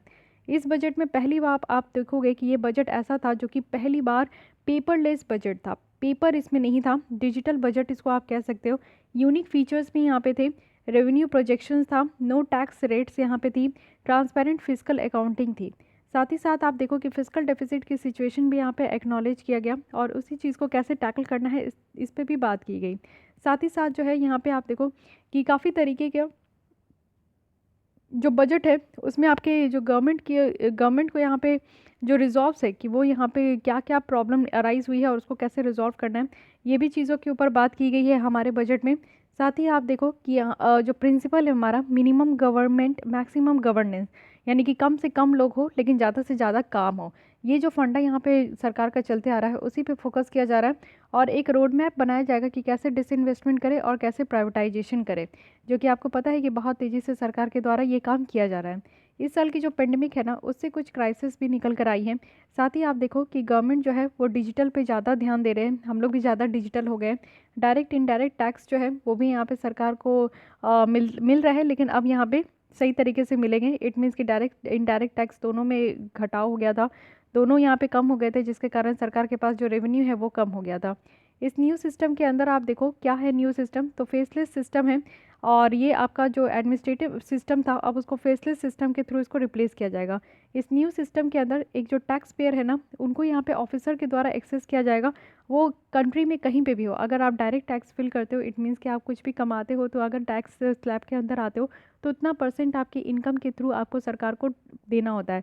तो जब आप डायरेक्ट टैक्स पे कर रहे हो तो इसमें क्या होगा ना कि फेसलेस होगा। इट मीन्स कि अब आपके जो ऑफिसर है ना वो आपको लोकेट कर पाएंगे कंट्री में कहीं पे भी, और आपकी जोग्राफिकल लोकेशंस के अलावा। इट मीन्स कि अगर आप महाराष्ट्र में हो तो भी आपको यहाँ पे लोकेट कर लिया जाएगा। और ये first lot of 58,319 legacy cases जो है वो फाइनल स्क्रूटनी असेसमेंट यहाँ पे किया जा रहा है। ठीक है, तो ये फेसलेस सिस्टम लाने की बात की जा रही है टैक्स पेयर के बीच में। तो फेसलेस अपील होगा, तो ये इसको भी लॉन्च किया गया था 25 सितंबर 2020 को, जिसमें कि फुल्ली फेसलेस प्रोसीजर रखी गई है टैक्स डिस्प्यूट मैटर को अपील करने के लिए। इट मीन्स कि आपको टैक्स, अगर आप टैक्स फाइल करते हो, रिटर्न फाइल करते हो, तो उसमें आपको कोई भी तरीके की डिस्प्यूट है तो वो भी आपका फेसलेस ही प्रोसीजर होगा। और यहाँ पे ट्रांसपेरेंसी मेंटेन की जाएगी, सही तरीके से एफिशिएंसी होगी, अकाउंटेबिलिटी होगी। तो ये सारी चीज़ों को देखते हुए यहाँ पे फेसलेस जो क्राइटेरिया है उसको लाया गया है। ठीक है, तो काफ़ी बेटर है, ये भी आप देख सकते हो। इसी के साथ साथ जो इनडायरेक्ट टैक्स है, कस्टम है, जीएसटी है, बहुत सारे प्रोसेस है जो कि यहाँ पे रिफॉर्म हो रहा है। और इसी के थ्रू आप लोग देख सकते हो कि जो वैलिडेटेड इनपुट टैक्स स्टेटमेंट है, ई इनवॉइस सिस्टम है, एनआईएल रिटर्न है जो कि एसएमएस के साथ है। तो ये सारी चीज़ें आप देख सकते हो कि फैसिलिटी सरकार के द्वारा भी दिया जा रहा है। कुछ यहाँ पे हाइलाइट्स देख लेते हैं बजट की, वो भी इनडायरेक्ट और डायरेक्ट टैक्स को लेकर। तो इनडायरेक्ट टैक्स में अगर हम लोग देखें, यानी कि देखिए डिफरेंस समझिए, टैक्स दो तरीके के होते हैं, इनडायरेक्ट होता है और डायरेक्ट होता है। डायरेक्ट होता है यानी कि जैसे कि अगर मैं जॉब कर रही हूँ, मैं कमा रही हूँ, तो मेरी जितनी इनकम है उस हिसाब से मुझे सरकार को पे करना होता है, ठीक है, कुछ परसेंटेज। लेकिन इनडायरेक्ट क्या है कि यहाँ पे आप लोग देखो कि जो इंडस्ट्री होते हैं वो क्या करते हैं कि वो डायरेक्ट सरकार को पे नहीं करते, वो पहले शॉप में बेचते हैं, वहाँ पे टैक्स लगाते, फिर शॉपकीपर जो है, हम जैसे कस्टमर को यहाँ पे बेचते सामान, और हम सामान खरीदते हैं, तब हम लोग जो है पेमेंट करते हैं सरकार को। जैसे आप रेस्टोरेंट भी जाते हैं तो रेस्टोरेंट में क्या होता है कि सर्विस टैक्स आप लोग देते हो, तो मेनली वो जो है ना रेस्टोरेंट को देना होता है सरकार को, लेकिन रेस्टोरेंट वाले क्या करते हैं, हमें पास ऑन कर देते हैं और हम फिर यहाँ पे रेस्टोरेंट को देते हैं, तब रेस्टोरेंट वाले सरकार को पैसा देते हैं। तो यहाँ पे क्या होता है, इनडायरेक्टली जो है सरकार के पास पैसा जा रहा है, जिसे हम लोग इनडायरेक्ट टैक्स कह रहे हैं। यहाँ पे सबसे पहले जीएसटी की बात करते हैं। जीएसटी कंप्लाइंस को यहाँ पे ज़्यादा से ज़्यादा ईजियर बनाया जा रहा है, क्योंकि हमारे यहाँ जो गुड्स एंड सर्विसेज टैक्स लाया गया है उसकी प्रोसीजर और उसके बारे में लोगों को जानकारी नहीं है, तो लोग समझ भी नहीं पा रहे। साथ ही इसमें भी आप देखोगे कि डिफरेंट टैक्स स्लैब है, 0%, 5%, 12%, 18% एंड 28% का भी यहाँ पे टैक्स स्लैब है। तो धीरे धीरे इसको और ज़्यादा ईज़ किया जा रहा है, जिससे कि लोग समझ पाए कि एक्चुअली ये इनडायरेक्ट टैक्स और जीएसटी में है क्या। साथ ही साथ हमारे यहाँ जो डोमेस्टिक इंडस्ट्री है उसको भी प्रमोट किया जाएगा। इट मीन्स कि जो बेसिक कस्टम ड्यूटी है उसमें चेंजेस किया जा रहा है, जिसके थ्रू लेवल प्लेइंग फील्ड जो है सबके लिए निकल कर आए। इट मीन्स कि आप देखो कि आज के डेट में आप फ्लिपकार्ट से शॉपिंग कर लेते हो, और जो दुकान वाले होते हैं अपने जो कपड़े लेके बैठे उनसे आप शॉपिंग नहीं करते हो, तो फ्लिपकार्ट में ह्यूज डिस्काउंट देता है, दुकान में आपको उतने सस्ते नहीं मिलेंगे। तो यानी कि यहाँ पे लेवल प्लेइंग फील्ड नहीं है, कहीं ना कहीं किसी को फ़ायदा हो रहा है, किसी को घाटा हो रहा है। तो ऐसा कुछ सिस्टम लाना चाहिए जिससे कि अगर आप ऑनलाइन भी खरीदो या फिर ऑफलाइन भी खरीदो, तो आपको जो है ना, आपको तो ठीक है जो भी हो फ़ायदा नुकसान, लेकिन यहाँ पे जो ऑनलाइन आपका फ्लिपकार्ट में जितने भी यहाँ पे दुकान वाले हैं या फिर आपके रोड साइड जो दुकान वाले हैं, उनको यहाँ पे कहीं पे भी फ़ायदा, यहाँ पे आपका डिफरेंस नहीं होना चाहिए। तो लेवल प्लेइंग फील्ड यहाँ पे लाने की बात की जा रही है। कस्टम ड्यूटी जो कॉटन में है उसको यहाँ पे बढ़ा के 10% कर दिया जाएगा। रॉ सिल्क और जो सिल्क यार्न है उसको यहाँ पे 10% से 15% बढ़ा दिया जाएगा। तो कस्टम ड्यूटी बढ़ाई जा रही है। साथ ही इंड यूज़ जो बेस्ट कंसेशन था इथाइल अल्कोहल में, उसको भी ख़त्म कर दिया गया है। एग्जेप्शन है, यानी कि जो ड्यूटी फ्री आइटम्स को जो हम लोग इंपोर्ट करते हैं उसमें कुछ एग्जेम्पशंस रखा गया। इट मीन्स कि हमारे यहाँ जो गारमेंट, लेदर, हैंडीक्राफ्ट आइटम्स को एक्सपोर्ट किया जाता था तो उसको एक्स्ट्रा पैसा दी जाती थी, ठीक है। इंसेंटिवाइज किया जाता था कि ज़्यादा से ज़्यादा वो काम करे और ज़्यादा से ज़्यादा हमारा मटेरियल दूसरे कंट्री में जाकर वो बेचे। साथ ही आप देखोगे कि ये सारे जो आइटम्स होते थे ना, मेनली ये आपका डोमेस्टिकली ही घर में बना हुआ था, वो भी एमएसएमई सेक्टर्स के द्वारा, जो कि micro, small and medium enterprises होते हैं।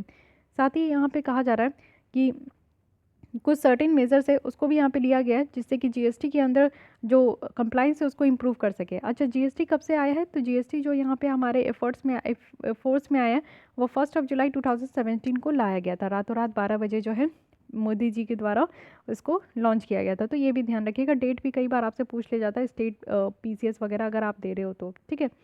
मेनली यहाँ पे बताया जा रहा है कि गवर्नमेंट के द्वारा हमारे कंप्लाइंसेस को, यानी कि जीएसटी के साथ हम लोग समझ सके, आम जनता भी यहाँ पे जीएसटी को समझ सके, उस चीज़ को यहाँ पे इम्प्रूव किया जा रहा है। अब यहाँ पे कस्टम के बारे में समझते हैं। जैसे कि आप समझते हो कस्टम ड्यूटी, तो आत्मनिर्भर भारत है जो कि कुछ प्रिंसिपल को गाइड करेंगे। और ये आत्मनिर्भर भारत कोई इंसान नहीं है, ये एक फीलिंग्स है, यानी कि हमें काम करके, मेहनत करके आत्मनिर्भर बनना है। तो जो इम्पोर्ट ड्यूटी रेट है, स्ट्रक्चर है, वो यहाँ पे आप लोग देखो कि एडुकेट अवेबिलिटी होती है इससे रॉ मटेरियल्स की, जिससे कि हम लोग की मैन्युफैक्चरिंग सेक्टर्स को मीट हो सके। इट मीन्स कि जो हमारे यहाँ जो भी सामान आता है तो उसके ऊपर हम लोग इम्पोर्ट ड्यूटी लगाते हैं, तो वो हमारे लिए एक कच्चा मटेरियल जो हम लोग मंगवाते हैं, जैसे कि आप देखो कि हम लोग ड्रग्स मैन्युफैक्चरिंग करते हैं। इट मीन्स जेनरिक ड्रग्स में हम लोग ऑल ओवर द वर्ल्ड में सबसे टॉप में है। तो जेनरिक ड्रग्स बनाने के लिए भी हम लोग को जो रॉ मटेरियल की ज़रूरत होती है वो हम लोग चाइना से मंगवाते हैं। तो उसमें जब हमारे यहाँ आता है तो उसमें इम्पोर्ट ड्यूटीज़ भी लगाई जाती है, तो जिससे कि हमारे यहाँ जो मैन्युफैक्चरिंग सेक्टर्स की नीड है वो पूरा हो सके। ओके, तो यहाँ पे आप देखो कि कुछ इनिशिएटिव भी दिया जाएगा बहुत सारे मिनिस्ट्रीज़ की तरफ से, जिससे कि हमारी जो डोमेस्टिक मैन्युफैक्चरिंग है ना वो बढ़ सके। जैसे कि हमारे यहाँ आप लोग समझो कि हम लोग जेनरिक मेडिसिन को बनाने के लिए भी हम लोग आज की डेट में चाइना पे ही डिपेंडेंट है। एक्टिव फार्मास्यूटिकल इंग्रेडिएंट्स कहते हैं, एपीआई है, जो कि 80% हम लोग कहाँ से मंगाते हैं? चाइना से मंगाते हैं। जब तक ये चाइना देता है तब तक हम लोग जो है जेनरिक मेडिसिन, जेनरिक ड्रग्स बनाने में सबसे आगे है। लेकिन जिस दिन चाइना इसको देने से मना कर दे तो हम लोग फिर जेनरिक मेडिसिन का जो है मैन्युफैक्चर नहीं कर सकते। तो आप लोग समझ सकते हो कि कितने हद तक हम लोग दूसरे कंट्री के ऊपर डिपेंडेंट है। तो हम लोग को डिपेंडेंट नहीं, इंडिपेंडेंट होना है, तो उसके लिए यहाँ पे बात की जा रही है। तो उसमें अगर हम लोग देखें तो सरकार ये कह रही है कि हमें आत्मनिर्भर बनने के लिए हम लोग को अपने मैन्युफैक्चरिंग सेक्टर्स को बहुत ज़्यादा पुश करने की ज़रूरत है। तो दो तरीके की यहाँ पे प्रोग्राम लाई गई है, एक है फेस्ड मैन्युफैक्चरिंग प्रोग्राम एंड दूसरा है पीएलआई, इट मीन्स की परफॉर्मेंस लिंक्ड इंसेंटिव्स स्कीम। ये दोनों यहाँ पे लाया गया है सरकार के द्वारा, जिससे कि हमारे यहाँ जो भी मैन्युफैक्चरिंग सेक्टर्स है उसको बहुत ज़्यादा यहाँ पे हेल्प मिले। तो परफॉर्मेंस लिंक्ड है, यानी कि जो भी यहाँ पे इंडस्ट्री, जैसे एमएसएमई के थ्रू बहुत ज़्यादा यहाँ पे मैन्युफैक्चरिंग सेक्टर्स में 40% तक कॉन्ट्रीब्यूट किया जाता है। तो अगर एमएसएमई में जो भी यहाँ पे अच्छे तरीके से काम कर रहे हैं तो वो उनका परफॉर्मेंस जैसा हो रहा है ना, उस हिसाब से उनको और ज़्यादा पैसे दिए जाएंगे, एड्स दिए जाएंगे, फिनेंशियल असिस्टेंस दिए जाएंगे, जिससे कि वो अपना काम और ज़्यादा अच्छे तरीके से करें। साथ ही फेज़ मैन्युफैक्चरिंग प्रोग्राम होगा, यानी कि फेज़ मैनर में होगा।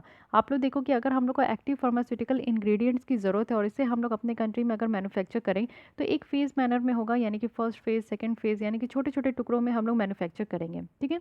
ये सारे स्कीम्स जो है बहुत ज़्यादा ज़रूरी है, वेल प्लान्ड भी है और बहुत दूर तक ये जाने वाला स्कीम है। एक न्यू प्रोविज़न भी हमारे कस्टम लॉ में लाया गया है, जिसमें कि सारे कंडीशनल एग्जेम्पशंस हैं, जब तक हम लोग इसको स्पेसिफाइड ना करें या वैलिड ना करें, वो भी किसके? तो यहाँ पे कस्टम एक्ट के तहत, ठीक है। बहुत सारे मेजर्स भी यहाँ पे लिए जा रहे हैं कस्टम बजट में, जिससे कि हमारा जो व्यापार है दूसरे कंट्रीज़ के साथ वो और ज़्यादा बेटर हो। लेजिस्लेटिव चेंजेस भी है, यानी कि कानूनी तरीके पे यहाँ पे चेंजेस लाया जा रहा है। तो वो सारी चीज़ें तो ठीक है, आप लोग देखोगे ही, बट उतना ज़्यादा इंपॉर्टेंट नहीं है अभी। अभी आप लोग यहाँ पे ये समझो कि बजट में एक सेस भी यहाँ पे प्रपोज किया गया है, जिसको कि कहा जा रहा है agriculture infrastructure and development cess. What is cess? Cess क्या होता है? ये होता है कि किसी भी पर्पस के लिए आपका एक्स्ट्रा टैक्स लगा देना, जैसे कि एजुकेशन के लिए 1% ऑफ टैक्स है, या फिर स्वच्छ भारत अभियान के लिए 2% ऑफ टैक्स है। तो यहाँ पे एग्रीकल्चर और डेवलपमेंट, एग्रीकल्चर इंफ्रास्ट्रक्चर और डेवलपमेंट करने के लिए इसके ऊपर आपका सेस लगाया जाएगा, ठीक है। तो ये चीज़ ध्यान रखिएगा, इट मीन्स कि एग्रीकल्चर सेक्टर्स में इंफ्रास्ट्रक्चर को क्रिएट करने के लिए सेस लगाया जा रहा है, और ये बहुत मिनिमम होता है, 1% 2% होता है, जितना भी आप पे करते हो उसका 1% 2%। तो किसी भी स्पेसिफिक पर्पज़ के लिए अगर टैक्स लगाया जाता है तो उसे हमें सेस कहते हैं।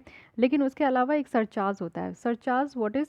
It is tax on tax, यानी कि मान लीजिए कि अगर आप लोग कहीं रेस्टोरेंट जा रहे हो, वहाँ पे अगर आप सर्विस टैक्स दे रहे हो तो ठीक है, आप सर्विस टैक्स जो है 16% दे दिए, लेकिन उसके ऊपर अगर आपका सरचार्ज लग गया तो प्लस 2% आपको और टैक्स देना होगा, तो टोटल कितना हो गया, 18% आपको टैक्स देनी होगी। तो इसे कहते हैं सरचार्ज, ठीक है। तो ये न्यू आपका सेस लाया गया, सो इसको ध्यान रखना है। और ये सेस आपका किसके ऊपर लगाया जाएगा, तो जो भी स्पेसिफिक गुड्स को जो हम इंपोर्ट करते हैं, साथ ही साथ जो सेंट्रल एक्साइज की जो ड्यूटी है पेट्रोल और डीजल में, उसमें ये लगाया जाएगा, ठीक है। साथ ही साथ अगर हम लोग देखें कस्टम ड्यूटी रेट, जिसको कि यहाँ पे ट्विन ऑब्जेक्टिव रखा गया है कि हम लोग को रॉ मटेरियल कच्चे मटेरियल को बनाना है, वो भी लोअर कॉस्ट में, एकदम से एकदम सस्ते दाम में, जिससे कि हमारी डोमेस्टिक मैन्युफैक्चरर्स के लिए ये बेटर हो। साथ ही साथ हमारे इंडिया को इंटीग्रेट करना है ग्लोबल वैल्यू चेन से, यानी कि जो ग्लोबल लेवल पे किस तरीके का वैल्यू चल रहा है, जो हमारा रॉ मटेरियल है उसका प्राइस रेट जो है ग्लोबल वैल्यू में हर एक कंट्री में किस तरीके से चल रहा है, तो उसमें हमें भी कनेक्ट होना है। सेकेंड, अगर हम लोग सेक्टोरल हाईलाइट देखें तो जो मेटल्स के ऊपर यानी कि स्टील के ऊपर जो ड्यूटीज़ लगाई जाती है, उसको भी यहाँ पे रैशनलाइज किया गया ही है ऑलरेडी। और आयरन और स्टील प्राइस अगर हम लोग देखें तो ये बहुत ज़रूरी है, जो कि लास्ट 6 मंथ में ये भी बढ़ गया है। तो एमएसएमई और जो दूसरे यूज़र इंडस्ट्रीज़ है ना, उनको बहुत ज़्यादा प्रॉब्लम हो गई है इस तरीके के स्टील और आयरन के दाम बढ़ने से, तो इस पर भी ध्यान दिया जाएगा। साथ ही एंटी डंपिंग ड्यूटी है। So what is anti dumping duty, एक तरीके का ड्यूटी लगाया जाता है जब कोई भी कंट्री अपने सामान को हमारे कंट्री में डंप कर देते हैं, वो भी सस्ते रेट में। इट मीन्स कि आप चाइना का देखते हो कि वो बहुत सारे चीज़ को हमारे यहाँ जो है एवे ही डंप कर देते हैं। इट मीन्स कि जितना उनका मैन्युफैक्चरिंग कॉस्ट है, मान लीजिए कि वो अगर कोई टॉय दे रहे हैं, उसका मैन्युफैक्चरिंग कॉस्ट 100 रुपीज़ है, तो हमारे यहाँ उसको 80 रुपीज़ में वो बेच रहे हैं, ठीक है। तो इससे क्या हो रहा है कि हमारा डोमेस्टिक मार्केट हर्ट हो रहा है, हमारे मार्केट में जो और भी टॉयज़ है या फिर हमारे यहाँ की जो मैन्युफैक्चरिंग टॉयज़ है उसको कोई परचेज़ नहीं कर पाएगा। तो यहाँ पे सस्ते दाम के लिए ये जो सामान हमारे यहाँ कचरे ला के फेंकते हैं, तो उसको रोकने के लिए हम लोग जो है हमारे यहाँ एंटी डंपिंग ड्यूटी का इस्तेमाल किया जाता है। काउंटर वेलिंग ड्यूटी है। काउंटर वेलिंग ड्यूटी क्या करते हैं कि जब सरकार किसी भी चीज़ को सामान को एक्सपोर्ट करने के लिए बहुत ज़्यादा से ज़्यादा अगर सब्सिडीज़ दे देते हैं, सब्सिडीज़ भी दे दी है और टैक्स भी फ्री है, तो उसमें हम लोग जो है काउंटर वेलिंग ड्यूटीज़ लगा देते हैं। तो ये आप लोग देखो कि कुछ सर्टेन स्टील के प्रोडक्ट्स है जिसमें ये टेम्प्रेरी लगाया गया था, और ये आपका टेम्प्रेरी था जिसको कि रिवॉक कर लिया जाएगा 2021 के 30 सितंबर तक। गोल्ड और सिल्वर की भी आप देखो आज के डेट में, तो बेसिक कस्टम ड्यूटी यहाँ पे 12.5% का लगाया जा रहा है। अब यहाँ पे अगर कस्टम ड्यूटी रेट की बात करें तो इसको भी रिव्यू किया गया है, जिससे कि हमारे डोमेस्टिक वैल्यू एडिशन वो यहाँ पे ज़्यादा से ज़्यादा इसको बेनिफिट हो, यानी कि एमएसएमई यूनिट को बेनिफिट हो। देखिए कस्टम ड्यूटी मेनली क्या होता है ना, कि हमारे जो सामान होते हैं जिसको हम लोग एक्सपोर्ट और इंपोर्ट करते हैं, उसको मैनेज करने के लिए सरकार लगाती है। और मेनली कस्टम ड्यूटी लगाने से क्या होता है कि सरकार की रेवेन्यू बढ़ती है, एक तरीके का टैक्स ही है ना, तो ये आप लोग समझिएगा, ठीक है।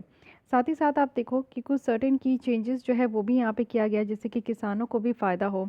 और एमएसएमई की भी जो यहाँ पे जो उनकी डेफिनेशन थी उसको भी चेंज कर दिया गया। पहले क्या था कि एमएसएमई को मैन्युफैक्चरिंग सेक्टर्स और जो सर्विस सेक्टर है उनमें अलग अलग देखा जाता था, बट अब ये जो क्राइटेरिया है इसको एलिमिनेट कर दिया गया है। साथ ही आप देखो कि माइक्रो, स्मॉल और मीडियम, इसमें इन्वेस्टमेंट और एनुअल टर्नओवर के बेसिस पे देखा जाता है। तो अब माइक्रो, स्मॉल और मीडियम, तो माइक्रो वैसे इंडस्ट्री होते हैं जिनकी जो इन्वेस्टमेंट है वो 1 करोड़ से ज़्यादा नहीं होना चाहिए। वहीं अगर एनुअल टर्नओवर देखें तो 5 करोड़ से ज़्यादा नहीं होना चाहिए। स्मॉल में आप देखो तो वैसी यहाँ पे इंडस्ट्री होती है जिनकी इन्वेस्टमेंट जो है वो आपका 10 करोड़ से ज़्यादा नहीं होना चाहिए। वहीं अगर एनुअल टर्नओवर आप देखोगे तो 50 करोड़ से ज़्यादा नहीं होना चाहिए। मीडियम इंडस्ट्री वैसे होते हैं जिसमें कि आपका जो इन्वेस्टमेंट है वो 50 करोड़ से ज़्यादा नहीं होना चाहिए, और जो एनुअल टर्नओवर है वो 250 करोड़ से ज़्यादा नहीं होना चाहिए। सो अब ये रिवाइज्ड इनकी डेफिनेशन है, तो इसलिए इससे इनको फ़ायदा हो, इसलिए इस तरीके का रिवाइज डेफिनेशन लाया गया है। साथ ही आप देखो इंपोर्ट ड्यूटी भी लगाया जाता है। इट मीन्स कि हम लोग जो कच्चे कॉटन और जो कॉटन वेस्ट है उसको हम लोग 0 से 10% बढ़ाए हैं, सिल्क को भी हम लोग 10 से 15% तक बढ़ाए हैं। तो ये चीज़ें हम लोग ने पहले देख लिया इनडायरेक्ट टैक्स के अंदर। डायरेक्ट टैक्स के अंदर देखें, जो कि हम लोग के द्वारा सरकार को डायरेक्ट टैक्स दिया जाता है रिटर्न फाइल करके, तो ये भी एक सिंप्लीफिकेशन प्रोसीजर यहाँ पे इंट्रोड्यूस किया गया है। टाइम लिमिट अगर हम लोग रीओपनिंग ऑफ असेसमेंट का अगर देखें तो ये यहाँ पे कम कर दिया, पहले 6 ईयर्स था लेकिन अब ये 3 ईयर्स ही है। स्मॉल टैक्स पेयर्स जो है जो ये समझते हैं कि उनका कॉस्ट और टाइम जो है वो यहाँ पे अपील प्रोसेसिंग में बहुत ज़्यादा चला जाता है, तो वो भी यहाँ पे देखना हो रहा है। और डिस्प्यूट रिजोल्यूशन जो कमेटी है उसको भी बनाया जा रहा है। इस तरीके के टैक्स पेयर जो है वो डायरेक्ट यहाँ पे डिस्प्यूट रिजोल्यूशन कमेटी जा सकते हैं अपने फाइनल सेटलमेंट के लिए। फर्दर अपीलेट यहाँ पे ट्रिब्यूनल है, इसको भी बनाया जा रहा है, जो कि फेसलेस है और फ्री ऑफ कॉस्ट है, कि जो भी टैक्स यहाँ पे टैक्स रिटर्न फाइल करते हैं तो उनको अगर किसी भी तरीके का प्रॉब्लम है तो वो यहाँ पे इस तरीके के फेसलेस और जो यहाँ पे ट्रिब्यूनल है उसमें भी जा सकते हैं। साथ ही आप देखो कि जो रूल्स है टैक्सेशन के लिए, यानी कि रिटायरमेंट बेनिफिट के लिए, वो भी यहाँ पे दूसरे कंट्री के द्वारा प्रोवाइड किया जाता है। अगर मान लीजिए कि कोई एनआरआई है जो यहाँ पे नेशनल मीन्स जो हमारे कंट्री के ही है लेकिन वो बाहर रहते हैं, एनआरआई जिनको हम लोग कहते हैं, तो उनके लिए भी रखा गया है। स्पेशल फोकस यहाँ पे आप देखो कि हाउसिंग फॉर ऑल में किया गया, यानी कि सारे लोगों को यहाँ पे घर मिले, अफोर्डेबल हाउस मिले, इसके लिए भी कुछ साल एक्सटेंड किया गया है हाउसिंग फॉर ऑल जो ये स्कीम है। और अफोर्डेबल हाउस और पक्का हाउस प्रोवाइड करने की बात की जाती है, जिसको मार्च 22 तक इसको एक्सटेंड कर दिया गया है। तो ये स्कीम आपके लिए इंपॉर्टेंट हो गया। गवर्नमेंट जो है वो यहाँ पे ये भी देख रही है कि नंबर ऑफ़ डूइंग बिजनेस को भी हमारे कंट्री में बढ़ाना है, इन्वेस्टमेंट इससे अच्छा खासा बढ़ेगा। इन्वेस्टमेंट बढ़ेगा तो सरकार के पास पैसे आएंगे, सरकार का जो है हमारा इकॉनमिक ग्रोथ होगा। तो यहाँ पे भी आप देखो कि बहुत सारे छूट भी दिए गए हैं। साथ ही बजट में ये भी कहा गया है कि अच्छा खासा लीप फॉरवर्ड देखने को मिल रहा है, जिससे कि हमारे इंडिया का जो ग्रोथ ट्रैजेक्टरी है वो बढ़ेगा, वी शेप रिकवरी होगी। तो ये सारी चीज़ें यहाँ पे बताई जा रही है, ठीक है। अब आते हैं थर्ड में, जो कि है कंडीशनल बोरोविंग, यानी कि बोरो करना। जैसे आप देखते हो कि आपको अगर पैसे की ज़रूरत होती है लोन के फॉर्म में, आप जाते हो बैंकों के पास तो आप बैंक से बोरो करते हो, ठीक है। वो आपको लेंड करते हैं, आप उनसे बोरो करते हो। तो अगर हम लोग देखें ग्रांट ऑफ रिफॉर्म लिंक्ड, इस ये एक एडिशनल यहाँ पे बोरोविंग लिमिट रखा गया स्टेट के लिए, जो कि अनाउंस किया गया था 2020 मई से। इसमें दो ऑब्जेक्टिव था कि कैसे रिफॉर्म लाया जाए और कैसे स्टेट को यहाँ पे स्टेट को प्रोवाइड करे कि वो फिनेंशियल रिसोर्सेज अगर उनको ज़रूरत है तो उनको दिया जाए, वो भी कोविड-19 से लड़ने के लिए। जो फाइनेंशियल ईयर है 2020 और 21, इसको तो हम लोग हिस्ट्री में जाने ही जाएंगे, वो भी कोविड-19 पैंडेमिक से, कि पूरे लॉकडाउन रहा कंट्री में, सारी चीज़ें ठप रही, तो एक यूनिक सी चीज़ हुई और ऐसा वायरस आया जिससे कि सारे लोगों को मजबूर कर दिया गया घर में कैद होने से। तो इसे तो पढ़ा ही जाएगा। साथ ही WHO के द्वारा भी ये कहा गया है कि इंडिया के रिमार्केबल परसेप्टिवनेस है और किस तरीके से हम लोग यहाँ पे पेंडेमिक को टैकल किए हैं, वो बहुत ही यूनिक अप्रोच है। तो एक हॉलिस्टिक अप्रोच और डिसीजन एक्शंस यहाँ पे हमें लेना होता है हमारे लीडरशिप को, जो कि वो देख पाते हैं कि ह्यूमन लाइफ जो है वो सही तरीके से रहे और जो इंडियंस की जो प्रॉब्लम है वो भी यहाँ पे सही तरीके से टैकल कर सके, ठीक है। तो यहाँ पे आप लोग देखो कि आत्मनिर्भर भारत, जो कि एक सेल्फ रिलायंट इंडिया बनाने की बात की जा रही है, इसमें भी पैकेजेस जो है वो यहाँ पे दिया गया है। तो आत्मनिर्भर भारत अभियान पैकेज लाया गया है, जिसमें कि जो नेट बोरोविंग लिमिट है स्टेट का, वो यहाँ पे 2% ऑफ GSDP होना चाहिए, यानी कि उनका जो gross state development domestic product है उसका 2% होना चाहिए, ठीक है। और ये स्टेप जो है ये एडिशनल फाइनेंशियल रिसोर्स प्रोवाइड करेगा और जिसका आप टोटल देख सकते हो कितना वैल्यू है, तो 4,27,302 करोड़ है। अब हमारे संविधान में भी एक आर्टिकल है जो कि आर्टिकल 293 में आप देखोगे कि यहाँ पे हर एक राज्य सरकार को ये हक दिया गया है कि वो बोरो कर सकते हैं। स्टेट को यहाँ पे परमिट किया गया कि वो अपने टेरिटरी में ही बोरो कर सकते हैं। और साथ ही साथ आपका जो स्टेट में है वो आप देखो कि लिमिट भी रखा गया है, लेजिस्लेचर यानी कि कानून बना के एक फिक्स भी कर देंगे कि हर एक राज्य कितना ज़्यादा जो है वो बोरो कर सकते हैं, कितना लिमिट है उनको बोरो करने का। वहीं आर्टिकल 293 के सब क्लॉज 3 में अगर देखें तो अगर स्टेट सेंट्रल लोन को रीपे कर अभी भी नहीं किए हैं और जो कि स्टेट के द्वारा एक्सटेंड किया जा रहा है, तो गवर्नमेंट ऑफ इंडिया और जो यहाँ पे आपके प्रोसीजर गवर्नमेंट है, तो यहाँ पे ये कंसेंट में लिया जाएगा, यानी कि बाद में एक बार आपने लोन लिया कोई भी स्टेट, मान लीजिए कि जम्मू एंड कश्मीर है, चलिए ये स्टेट तो नहीं, इसको हटाइए, मान लीजिए कि छत्तीसगढ़ है, वो एक बार लोन ले लिया सरकार से, ठीक है, लेकिन अभी तक वो पे नहीं किया, आफ्टर 5-6 ईयर्स से भी जब वो पे नहीं किया, तो दोबारा जब लोन के लिए जाएंगे, बोरो करने के लिए जाएंगे, बोरो करने के लिए वो सरकार से अगर हाथ फैलाएंगे, तो फिर सरकार उनको पहली जो कंसर्न है उनको वो लेंगे कि आप पहले तो लोन रीपेमेंट नहीं किए फिर आप आ गए। तो ये चीज़ें भी देखी जाएगी। ऐसा नहीं है कि मुंह उठा के बस अगर राज्य सरकार को ज़रूरत है तो वो जो है केंद्र सरकार से पैसे मांगते रहे, तो ऐसा भी नहीं हो सकता। सेंट्रल रेवेन्यू और एक्सपेंडिचर का आपका, तो इस फिगर में देखिए ये आपको पता होना चाहिए कि सरकार के पास रेवेन्यू आते कहाँ से है और रेवेन्यू जाते कहाँ पे, कितने खर्चे होते हैं। तो जो रुपीज़ आते हैं वो कहाँ कहाँ से आते हैं, तो 36 पैसा आता है बोरोविंग और अदर लाइबिलिटी से, 13 पैसे आते हैं कॉर्पोरेशन टैक्स से, इनकम टैक्स से 14 पैसे, कस्टम से 3 पैसे, यूनियन एक्साइज ड्यूटी से 8 पैसे, GST से आप देख सकते हो कि 15 पैसे आते हैं, नॉन GST रेवेन्यू से 6 पैसे and non debt capital receipt से 5 पैसे। तो इस तरीके से आप देखो कि पैसे आते कहाँ से हैं और पैसे जाते कहाँ हैं। तो सबसे ज़्यादा जो पैसे जाते हैं सरकार की, वो इंटरेस्ट पेमेंट करने से, क्योंकि बोरोविंग भी हम लोग उतनी उतने ही करते हैं, क्योंकि 36 पैसे आप लोग देख रहे हो कि हम लोग को बोरोविंग से आ रहा है। तो आप समझ सकते हो कि उसी हिसाब से इंटरेस्ट देना पड़ता है कि नहीं। तो इंटरेस्ट में हमारा सबसे ज़्यादा जाता है। उसके बाद आप लोग देखो कि यहाँ पे स्टेट का जो शेयर है टैक्स और ड्यूटीज़ देने का, उसमें जाता है सरकार की। फिर आप लोग देखो कि सेंट्रल सेक्टर स्कीम होते हैं, इट मीन्स कि वैसे स्कीम होते हैं जो कि कंप्लीट फंडिंग सेंट्रल गवर्नमेंट करती है, तो उसमें भी यहाँ पे सरकार के पैसे जाते हैं। Centrally sponsored scheme, it means कि सेंटर के द्वारा स्पॉन्सर किया जाता है, लेकिन यहाँ पे फंडिंग जो है वो दोनों मिलकर करते हैं। सम परसेंट ऑफ फंड्स जो है वो सेंट्रल गवर्नमेंट के द्वारा दिया जाता है एंड कुछ परसेंट ऑफ फंड जो है वो यहाँ पे स्टेट गवर्नमेंट के द्वारा दिया जाता है। तो यहाँ पे सेंट्रली स्पॉन्सर्ड स्कीम में ओनली 9 पैसे डिफेंस में खर्च होते हैं, सब्सिडीज़ दिया जाता है, फाइनेंस कमीशन और अदर ट्रांसफ़र किया जाता है। तो ये सारे आप देख सकते हो कि कितना कहाँ से पैसे आ रहे हैं और कहाँ को जा रहे हैं। तो ये भी आपको पता होना चाहिए। साथ ही आप देखो कि सेंट्रल गवर्नमेंट के यहाँ पे एक्सपेंडिचर के बारे में बताया जा रहा है कि कितना किस किस सेक्टर में यहाँ पे खर्चे होते हैं। तो एक बार मैं इसे जूम कर देती हूँ, आप लोग देख लो, उसके बाद इसे भूल जाओ। भूलना नहीं है, हल्का फुल्का ध्यान रखिए, ये सब चीज़ आपके एग्जाम में थोड़ी पूछे जाएंगे, बट हाँ आपको आइडिया होना चाहिए, ठीक है।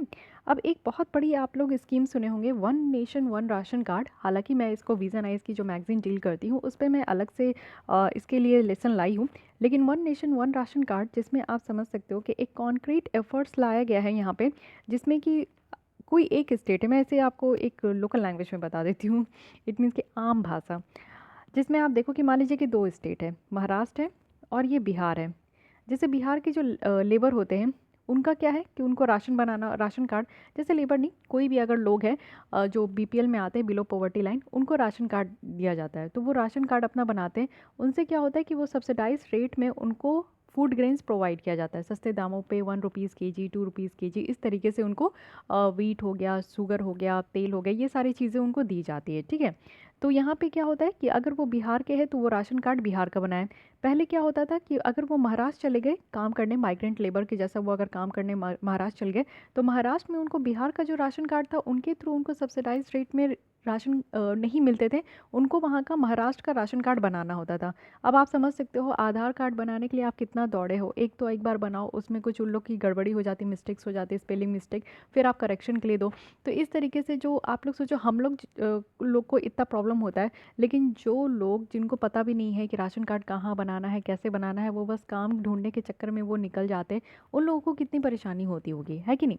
तो सरकार इस तरीके की परेशानी को ख़त्म करने के लिए कहे कि पूरे कंट्री में सिर्फ एक राशन कार्ड आपको बनाना है, आप कहीं से भी बिलोंग करो या फिर कहीं पे भी आप काम करने जाओ, जैसे बिहार में हो तो आप एक राशन कार्ड बना लिए, तो यही आपका महाराष्ट्र में आप जाओ, गुजरात जाओ, अहमदाबाद जाओ, कहीं पे भी जाओ, आपका यही राशन कार्ड काम करेगा। तो इसी को कहा गया है one nation one ration card, ठीक है। और ये आपका बनाया जा रहा है कानून के अंदर, जो कि नेशनल फूड सिक्योरिटी एक्ट के अंदर है। और साथ ही साथ इसको ऑथेंटिकेट किया जाएगा, जैसे बिहार के जो लेबर है वो माइग्रेंट होकर अगर महाराष्ट्र चले गए, मुंबई चले गए, नागपुर चले गए, तो वहाँ पे उनको कैसे कहा जाएगा कि हाँ ये एलिजिबल है इसके अंदर। तो एक EPOS मशीन होगा, electronic point of sale device होंगे, जो कि हर एक फेयर प्राइस शॉप में इंस्टॉल होगा। वहाँ से उनके जो है बायोमेट्रिक ऑथेंटिकेशन के थ्रू उस बेनिफिशरीज़ को यहाँ पे देखा जाएगा, ठीक है, समझा जाएगा कि हाँ ये बेनिफिशरीज़ है यहाँ पे। इस तरीके से one nation one ration card एक टेक्नोलॉजी ड्रिवन रिफॉर्म है, जिसमें कि नेशनल फूड सिक्योरिटी एक्ट के तहत इसमें बेनिफिशरीज़ को देखा गया है और उनको बोला गया है कि फेयर प्राइस शॉप से वो जो है EPOS अनेबल जो है वो मशीन के थ्रू उनकी बेनिफिशरीज़ पता चल जाएगी और उसके थ्रू वो अपना जो सब्सिडाइज रेट में जो फूड ग्रेन्स है वो उनको मिल सकता है।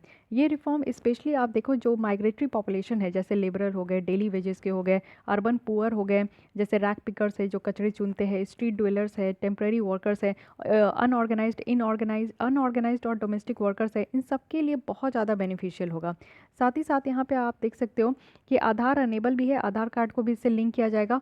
8 फरवरी 2020 तक यहाँ पे आपका DFPD जो है वो सर्टिफाइड कर चुके थे 12 स्टेट को, जिसमें कि वन नेशन वन का राशन कार्ड रिफॉर्म लाने के लिए। और साथ ही साथ आप देखो आगे चल के धीरे धीरे और भी स्टेट है जो कि इसको अनेबल कर रहे हैं। उसके अलावा ईज़ ऑफ डूइंग बिजनेस है, जो कि आप जानते हो कि एक रिपोर्ट है वर्ल्ड बैंक के द्वारा लाया जाता है, जिसमें हमारी रैंकिंग कंटिन्यूस इंक्रीज़ हो रही है। तो सरकार का यहाँ पे है कि हमारे यहाँ एक ऐसा इन्वायरमेंट बनाना है जिसमें कि लोग अच्छे तरीके से आसानी से बिजनेस कर सकें। फाइन, तो ईज़ ऑफ डूइंग बिजनेस है। अभी आप लोग का रिपोर्ट में अगर जानना चाहते हो कि कितना है, तो 63 रैंक है हमारी। अब देखते हैं कि इस साल की कितनी यहाँ पे हो सकती है। अर्बन लोकल बडीज़ और यूटिलिटीज़ रिफॉर्म की अगर हम लोग बात करें तो एक फिनेंशियली साउंड लोकल बडीज़ जो है वो यहाँ पे इफेक्टिवली काम करते हैं, जिससे कि जो लोगों की, सिटीजन्स की जो क्वालिटी ऑफ लाइफ है वो इन्हांस कर सके। तो अर्बन लोकल बडीज़ में जो रिफॉर्म किया जा रहा है उसका एम है कि फिनेंशियली स्ट्रेंथन करना, इट मीन्स कि पैसे के रूप में उनको मजबूत करना और एक बेटर यहाँ पे पब्लिक हेल्थ और सैनिटेशन सर्विस प्रोवाइड करना, साथ ही सिविक इंफ्रास्ट्रक्चर भी क्रिएट करना। तो ये सारा काम यहाँ पे किया जा रहा है अर्बन लोकल बडीज़ में भी। और गवर्नमेंट यहाँ पे गवर्नेंस रिफॉर्म की बात की जा रही है, तो इसके बारे में भी आप लोग देख सकते हो। पावर सेक्टर रिफॉर्म की भी बात की जा रही है। जैसे आपको पता है कि हमारा जो डिस्कॉम कंपनी है, जो कि पावर डिस्ट्रीब्यूटर है, वो काफ़ी ज़्यादा घाटे में चल रहे हैं। तो इसलिए पावर जो सेक्टर हमारी कंपनी है उसको भी यहाँ पे और ज़्यादा बेटर तरीके से स्ट्रेंथन करने की ज़रूरत है, साथ ही उसमें जो है फिनेंशियल एड देने की ज़रूरत है। तो ये सारा काम भी यहाँ पे किया जा रहा है। तो वो आर्टिकल देख लिए। अब हम लोग सेकेंड आर्टिकल चलते हैं जो कि सोशल सेक्टर के ऊपर है। तो इस बजट में आप देखो कि बहुत सारे मेजर्स लाए जा रहे हैं, जिसमें कि इंक्लूसिव डेवलपमेंट स्ट्रैटेजीज़ हैं। कुछ स्कीम्स है जो कि हेल्थ के लिए, एजुकेशन के लिए, इंफ्रास्ट्रक्चर के लिए है।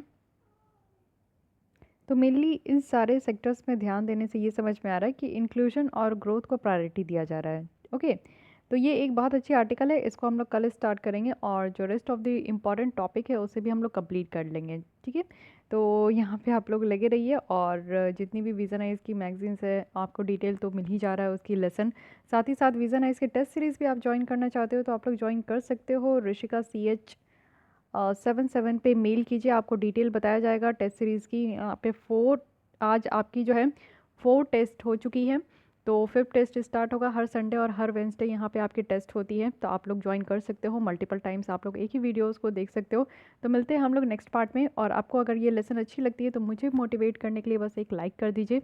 अपने दोस्तों के साथ शेयर भी कर सकते हैं। फिर भी कोई डाउट, कोई सजेशंस है आपको तो आप कमेंट कर सकते हैं। एंड मेक श्योर कि आपने हमारे चैनल को सब्सक्राइब कर लिया है। Thank you.